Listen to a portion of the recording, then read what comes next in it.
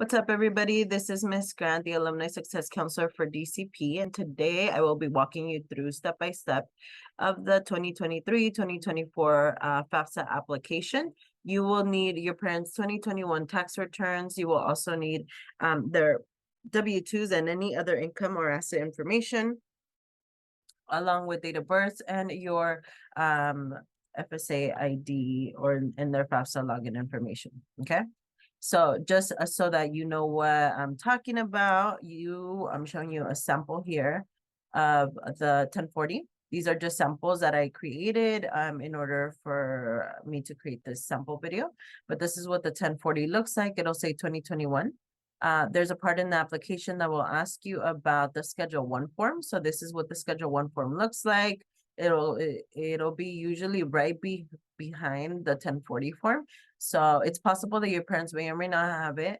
It'll say Schedule 1 on the top left-hand corner or super small on the bottom right-hand corner. They'll also ask you for Schedule 2. So this is what the Schedule 2 looks like.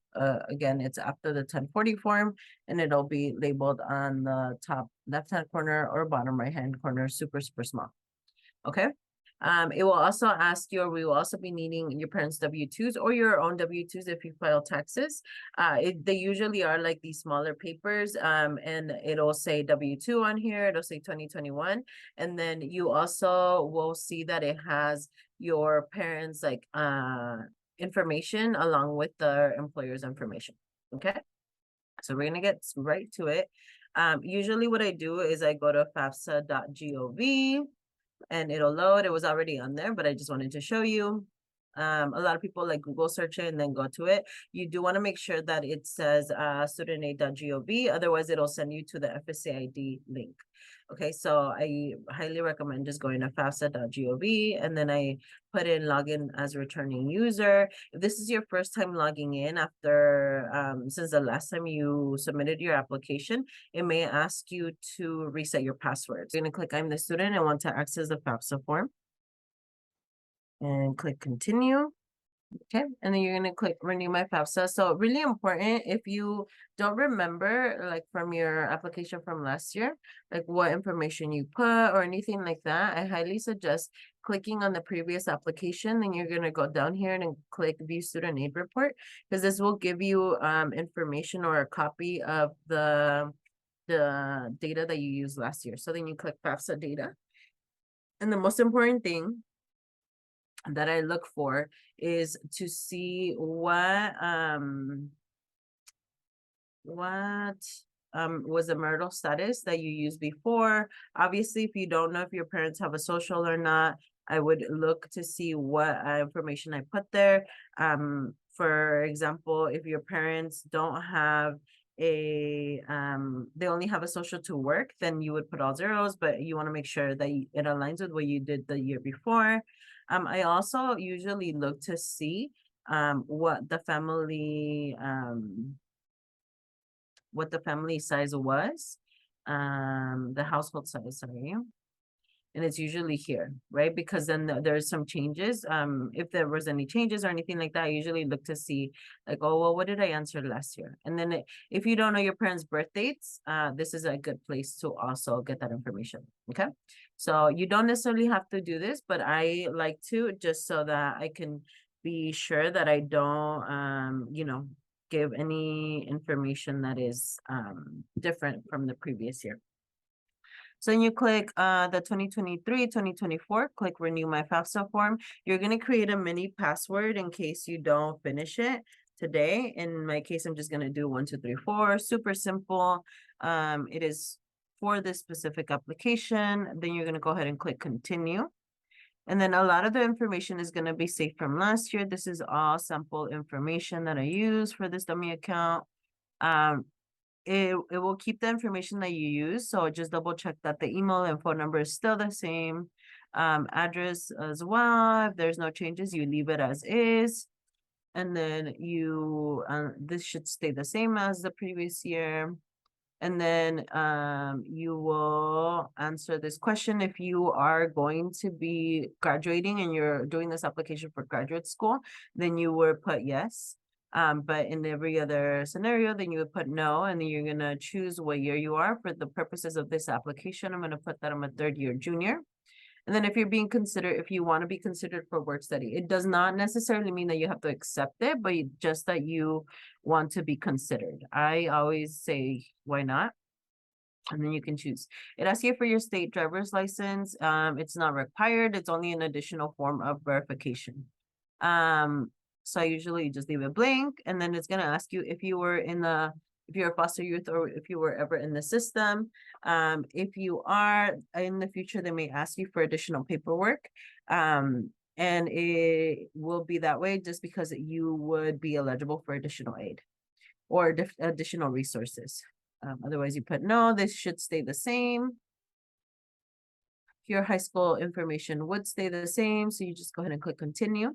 And here's where you would put your college or your university, just for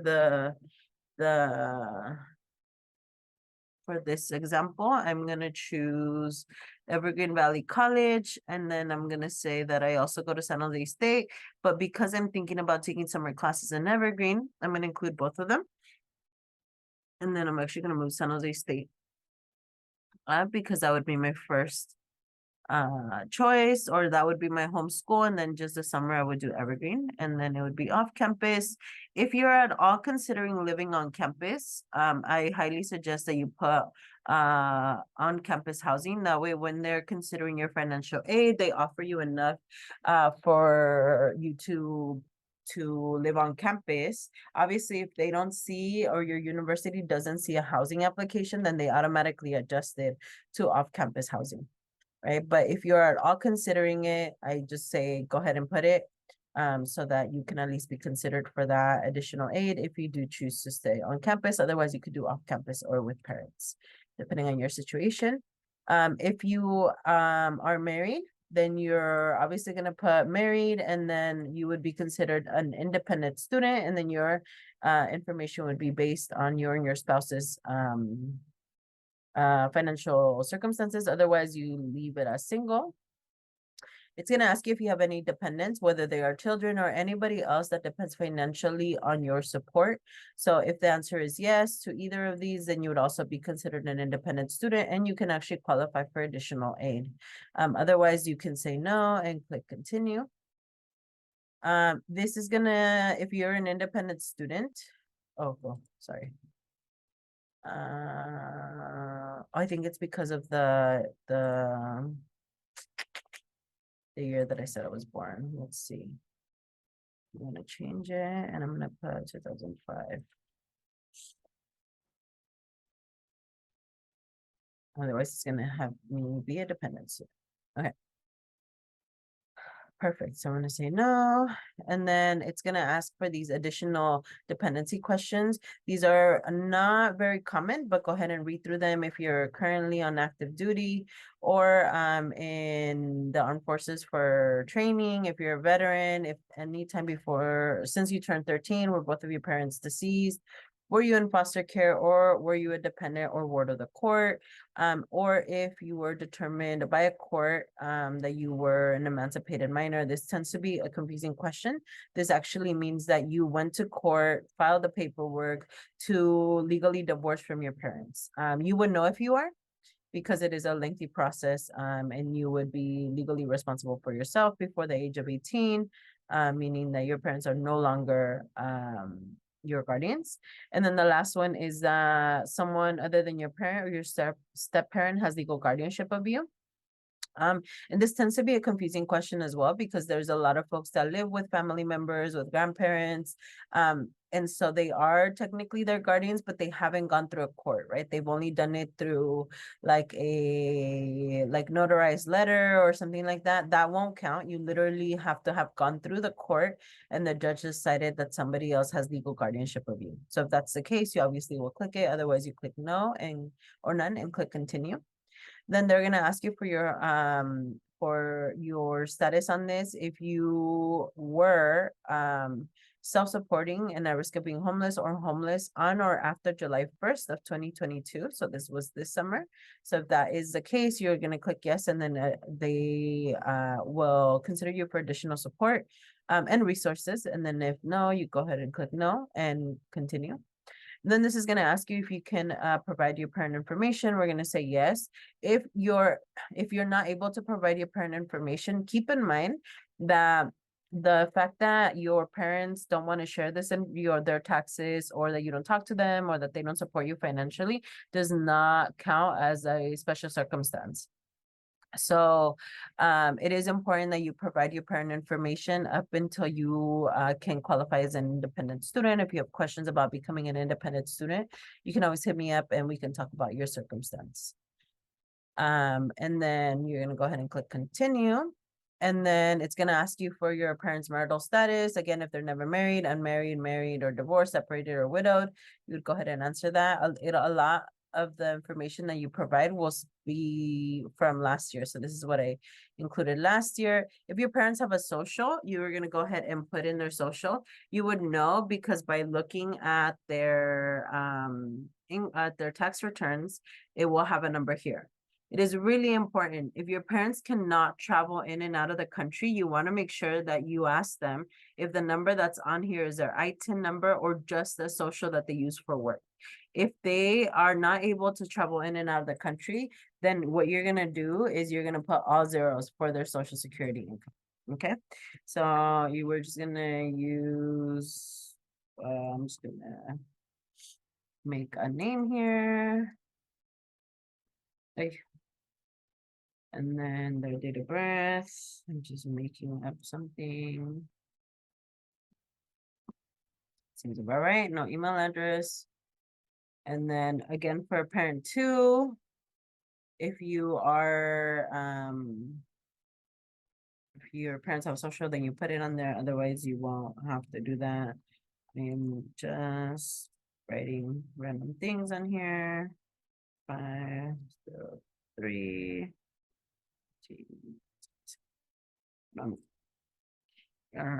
Okay.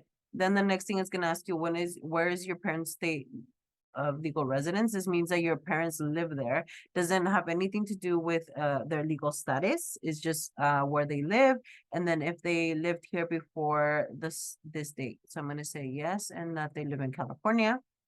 Then it's going to ask you about your parents' dependents. So the first question is, how many children depend financially on your parents? This does not include yourself. So in my case, I have 4 siblings. There's 5 of us. So I'm going to put 4. And then I'm going to put that I have 1 cousin that depends financially on my parents that lives with us. Okay. This could be cousins, grandparents, anybody that lives with your family and that your parents financially support. Okay, so out of my household would then be of 8, 1 for myself, 2 for my parents, 4 for my siblings, and then 1 for my cousin, right? And so out of these dependents, not including my parents, how many are going to be in college? And I'm going to put 2 for me and my sister who went to college. And then it's going to ask me about my parents' filing status. Okay, so this is really important. If your parents already filed taxes, obviously you're going to put already completed. If they haven't filed, then you want to have a frank conversation with them and know if they are really planning to file before December. And if not, then we can just put not going to file. If they say, yes, we're going to file 2021 taxes by the end of December, then come back to this application whenever they file their taxes. Otherwise, just put not going to file. But for the purposes of this example, I'm going to put already completed. Then it's going to ask what type of tax return. Most of them are the IRS 1040 unless they are doing a foreign tax return or they live in Puerto Rico or another U.S. territory, which is not too common for our school. You click continue. So then it's going to ask you to go to your IRS 1040 form. So usually what I do is I try to put 2 of the forms here side by side, if this will work. There we go. And then it says go to line 11 of the 1040 form. 1040 form, line 11. This is a number that I made up. So I'm just going to put 40,000 on here. If there's cents on there, we don't put it. We just put a flat number. And then it's going to ask me to break down how much each of my parents worked. So the 1040 form won't be able to do that, but where we get that number from is the W-2s. So basically what you're going to do is figure out how much did parent 1, in my case was, I think my dad, earned, and then how much did my mom earn. If for the purposes of this example, I'm going to say my mom doesn't work. So she earned 0, and then I would go to my dad's W-2 and look on box 1 of the 40,000, right? A box 1, and then I would get the 40,000. Say that my mom does work, right? And so I find a W-2 for my dad. This is just an example that I'm putting here. And then my mom, I find her W-2s, and then it says, oh yeah, she actually gets this much money, right? So both of these numbers should equal what's on line 11, right? If it doesn't, then you can contact me and we can figure out some people's, for the most part, it should equal it, but there are some people who have different tax situations, especially if there's a business or anything like that. So you can always hit me up if you have questions about that. Okay, so then it says, did your parents file a Schedule 1 form? And so that's why it's important for you to look through the packet and see if they have this Schedule 1 form. If they do have it, then we're gonna say yes or no. And then it's going to say, as of today, are either of your parents a dislocated worker, meaning that they're unemployed and are not able to return because either the company is not taking their employees back or has moved or it's closing or whatever the situation may be. There's a natural disaster. So there's that. If you say no, and then it's going to ask you to answer these other questions about the services that you or anybody in your family is benefiting from. It's asking if you or anybody in your family in 2021 or 2022 has gotten Medicaid. Really important that this is not Medi-Cal. Medicaid is a federal program. Medi-Cal is specifically for California. So ask them if they have Medicaid, which is a federal program, which is not very common, but they could. If they are getting Social Security income, meaning they're getting a check in the mail. If they're getting SNAP or CalFresh in California, free or reduced lunch, TANF or CalWorks in California, and WIC. Okay, so those some of the most common ones are free or reduced lunch for you or anybody in your siblings. So I'm just gonna put that, and then it's going to move on to the next question, and it's going to say for me to look at line 22 on the form 1040 and on schedule 2, line 2. Now, this is very important. If your parents do not have a schedule 2, then you just assume that number is 0, right? For the purposes of an example, I put 100 on there on line 2 of schedule 2, and then on the IRS 1040 form on line 22, I put 1,000. So then it would be 1,000 minus 100, which is $900. And then I would click continue. Okay.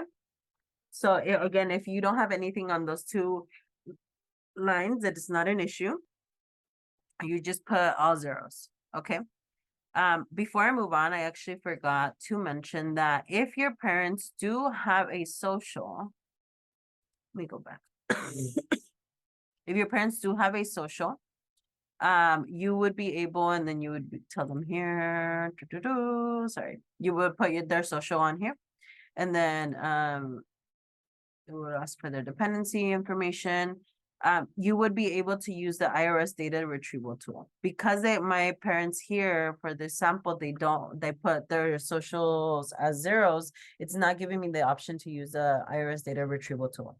But if your parents do have socials because they're residents or they're citizens, then you can use this tool, and it imports all of this data automatically. So it's pretty awesome because you don't have to do anything.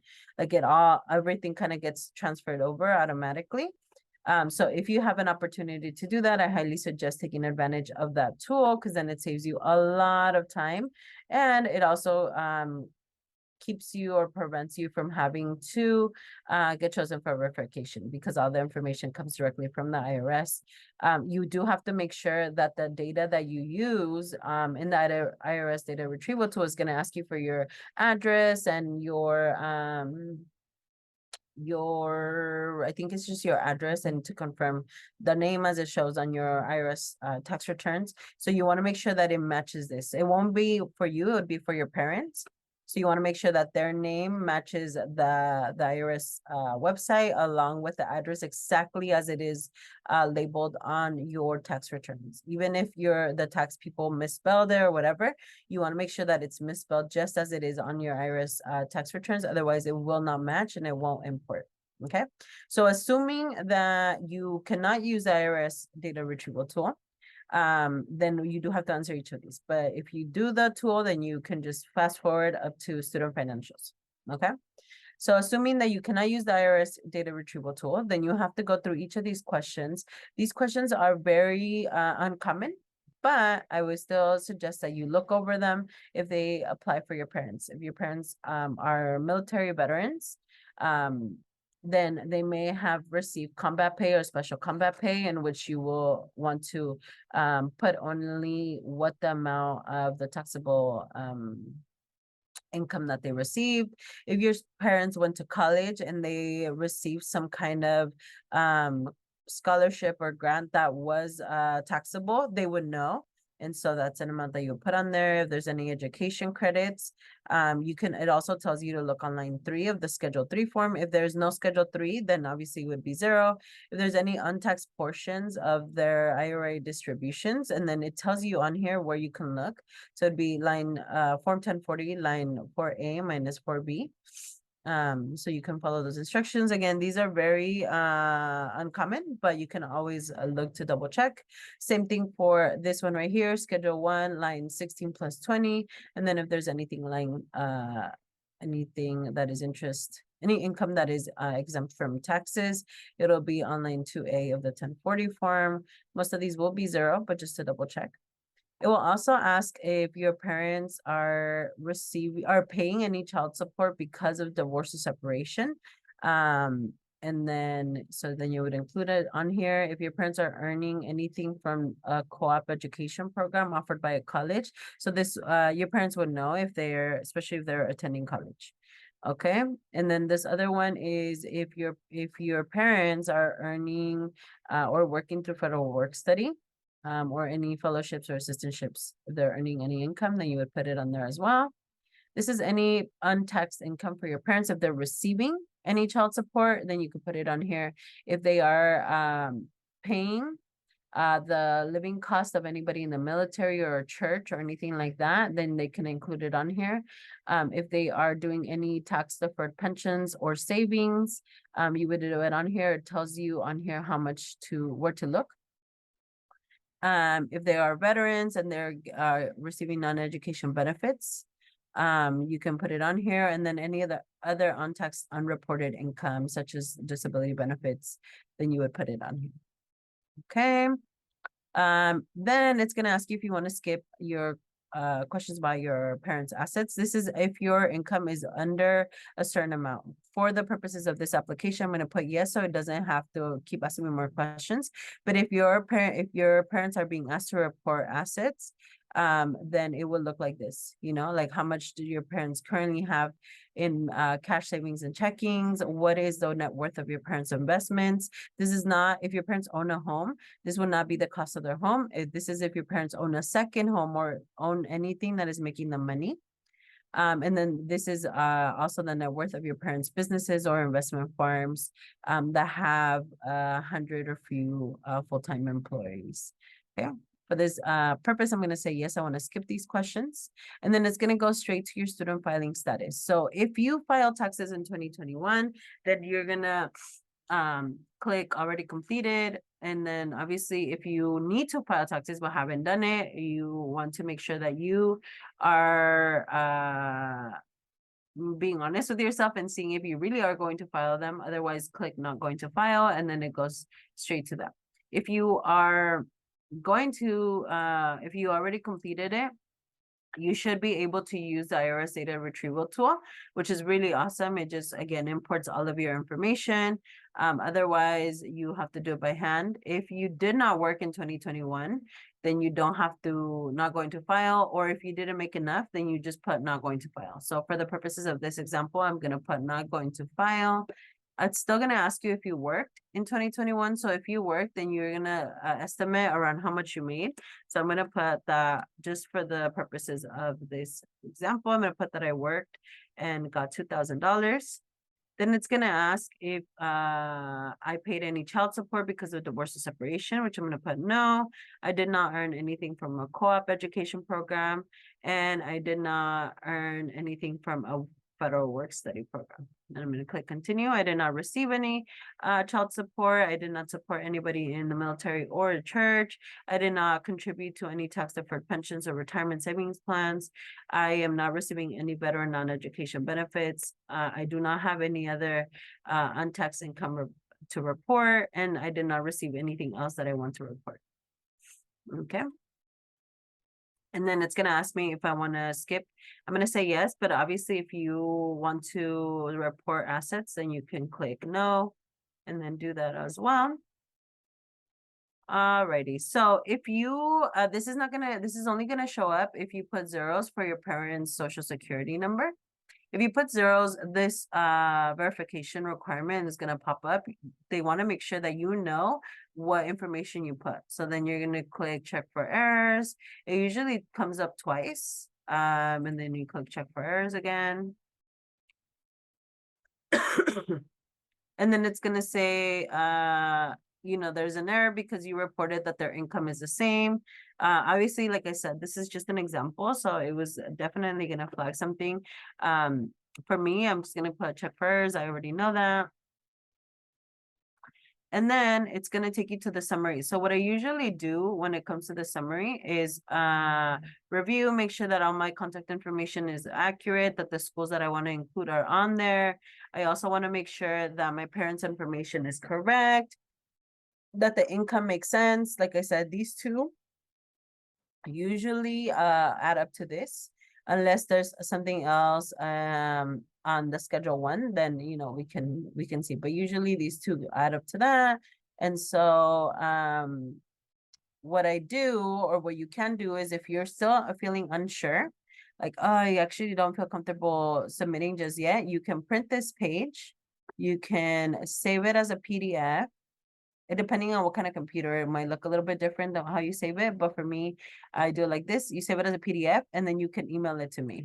Save. And then I'm just gonna put it in my desktop, save. And then you can email it to me, and then I can review and then give you any feedback if I see anything that's a little bit off before you hit submit. Okay.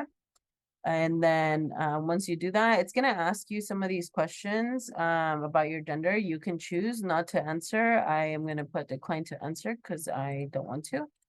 And click continue. Then it's going to ask you if you're answering to the best of your ability, you're not trying to deceive them, and knowing that there is a penalty if you do try to lie to them. And I'm going to put that I agree to those terms. So then what it's going to happen is it's going to ask me for my FSA ID. It usually doesn't do this, but I think because my account is like a dummy account, is unsure what I'm doing here. Let's see. Oy. It doesn't really like it. We'll see if it lets me, because my I changed my date of birth on here, so I might be not happy with my response. So we'll see. But okay, perfect. So then what's going to happen is going to ask for your parent signature. So then you're going to go here. If your parents have an FSA ID, then you're going to, for both of them, you're going to click I agree. If your parents have an FSA ID, then you should be able to log into using their FSA ID information and do an electronic signature. If your parents do not have an FSA ID because they don't have socials, then you're going to click print a signature page. Again, you don't necessarily have to print it in that very second, but click print signature page, and then you go ahead and save it as a PDF. You click save, and then you're going to mail it to the address that's on step 3 as soon as possible. Then you click finish, and then you still have to come back and click submit my FAFSA form now. This is after you have revised your application and make sure that everything makes sense. Then you click submit my FAFSA form now. Okay, I'm not going to do it because then it's going to trigger a bunch of like unnecessary emails for me, because this is just a fake account. But you're going to submit your FAFSA form. Actually, I'm going to do it just so you can see what it looks like. Perfect. So then it's going to tell you congratulations. Once you see this congratulations, that means it's good to go. However, obviously, if you are someone who needs to mail in your signature page, that needs to happen ASAP. Otherwise, your application will not be considered complete until you do that. Okay. So super important for you to be able to finish all the way. Once you submit your FAFSA application, you can always contact me. and just to let me know that you already did it. Okay. If you have any questions on this process, obviously you can continue reviewing this video, which hopefully is helpful. But I do also have drop-in virtual office hours on Tuesdays from 1 to 5. And then we also offer one-on-one appointments with a mentor or with myself. So you can, if you're at a community college, you can schedule your meeting with Jasmine. If you're at a 4-year, you can schedule your meeting with Denise, or if you'd like to meet with me, this is the link as well, dcpfa.youcanbook.me. So you can always hit us up. Okay. Once you submit, hit that submit button. Obviously, again, if you need to mail in your signature form, do that. Otherwise, what you do is just monitor your college to-do list and any university emails that you're getting to see if there's any additional requests for information. Okay. You can expect your financial aid award to come in like early midsummer of 2023. I know it's a long time, but that's a pretty common for you to receive your financial aid then. For the most part, colleges and universities hold on or take a little bit longer to give their returning students a financial aid award. So if by July 1st, you still don't see anything in your financial aid tab under your school portal, then you definitely want to contact your financial aid office right away to make sure that they have received your information and that you are, not missing anything. Delaying or on your response or not submitting the documents that you need right away can delay your award. So we want to make sure that you are staying on top of it and responding to emails or sending in documents. If you have any questions about what it is that your school is asking from you, you can always schedule a meeting with me or drop into virtual office hours and I'm happy to help. Or one of your mentors is also available to support. Okay. So I really hope that you found this video helpful and that you are able to renew in time for if that you're able to renew by the deadline. So if you have any questions, I'm happy to check in. And that is it. Thank you so much. Good luck.